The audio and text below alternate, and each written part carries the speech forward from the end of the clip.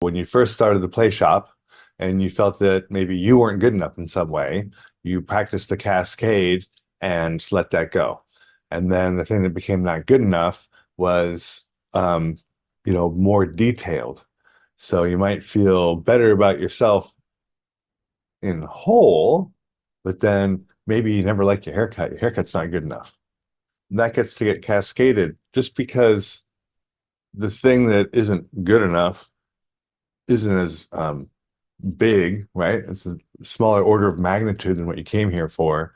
That doesn't mean you can just ignore it because there's not enoughness. And I get maybe for you it's not good enough. That's how it is for me. Could be not wanted or not lovable enough or not good looking enough.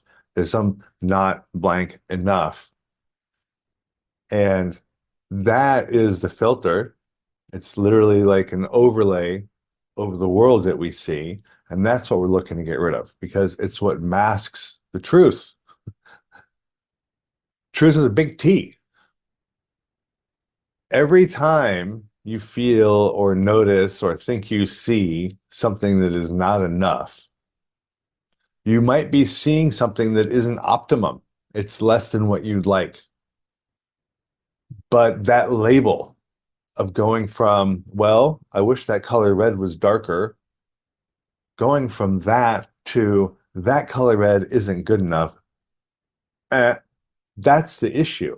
It's that everything we see that is other than our highest choice, it's labeled with this not enough thing. And that label is literally the mask. It's the veil that prevents us from seeing what's really going on here. And by here, I mean in life, in the universe, in this whole apparently physical universe that we're in. The world is real, that's true. However, we're really brought up, and this not enoughness gets us thinking that the real world is the physical universe, and that this other invisible universe of things like empathy and love and understanding, all those things that we can't touch, not enoughness gets us believing that those things don't matter. And look at the state of the world. I mean, it's a lot of people think that those things don't matter. When you work on the cascade, when you practice the cascade, when you let go in that particular way that actually gets it to dissolve. So when you breathe correctly and you watch your thoughts float away from you and you don't let yourself judge anything, you just sort of like accept the way things are, that filter of things being not enough will go away.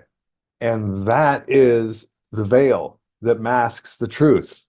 The truth is that this place that we're in is a world of invisibility. It is a world of empathy and love and understanding. And this world, what matters in this world is connecting with others. The universe is looking, I believe anyway, to, recreate the sense of unity. And if you're here, I assume that that's what you would like to experience is the unity consciousness, the feeling that you are at one with everybody and the universe and everything else. It's a wonderful place to be because it's a wonderfully safe place. And once you can see it and feel it, which you won't be able to do if you still see things as not good enough anywhere, once you get to this place where you can see, and feel the unity that's just inherent in the universe, life becomes a lot easier and better. And it really can end our suffering. It's not going to end our stress. Life still happens. Stress is going to happen. But when the stress is over, your mind won't keep replaying it. And that's what suffering is, right? Is your mind replaying old stuff that happened to you or old stuff that you did that you're not proud of, right? It's always like, nah, nah, nah. Because as you strengthen the invisible aspects of your life, so you increase your capacity to love more and you increase your capacity to, feel what someone else is going through, and you increase your ability to understand and to accept things, right? And it's a big cycle. So then you become even more loving. But from that place, right? Then you can start the other classes.